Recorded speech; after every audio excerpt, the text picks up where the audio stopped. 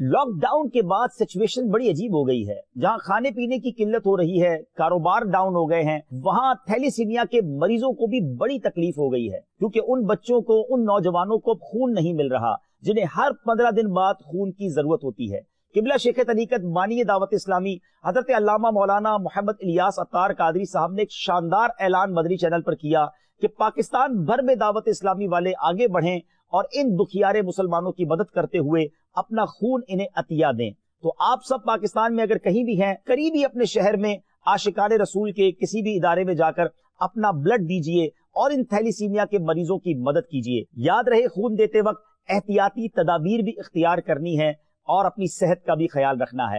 اور اگر آپ کراچی میں رہتے ہیں تو ایک اچھی خبر یہ ہے کہ دعوت اسلامی نے اپنا ایک ڈپارٹمنٹ اسٹیبلش کر لیا ہے, اپنا ایک شعبہ بنا لیا ہے جہاں پر آ کر آپ خون دے سکتے ہیں. اسکرین پر ایک نمبر آپ دیکھ رہے ہوں گے, ان نمبرز پر رابطہ کیجئے, اپنا پہلے ٹائم بک کر لیجئے اور اسی وقت پر آ کر اپنا خون عطا کیجئے. یاد رہے, یہ مسلمانوں کی مدد کرنا بہت بڑی نیکی ہے. حدیث پاک میں آتا ہے جس کا مضمون ہے کہ مسلمان آپس میں ایک عمارت کی مانند ہیں. جیسے عمارت کا ایک حصہ دوسرے حصے کو مضبوط کرتا ہے, مسلمان دوسرے مسلمان کو مضبوط کرتا ہے.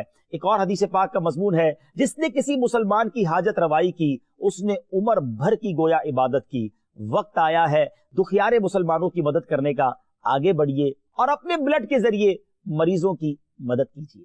صلو علی الحبیب صلی اللہ تعالی علی محمد صلی اللہ علیہ وسلم. صلو علی الحبیب صلی اللہ تعالی علی محمد. مجھے اپنی اور ساری دنیا کے لوگوں کی اصلاح کی کوشش کرنی ہے.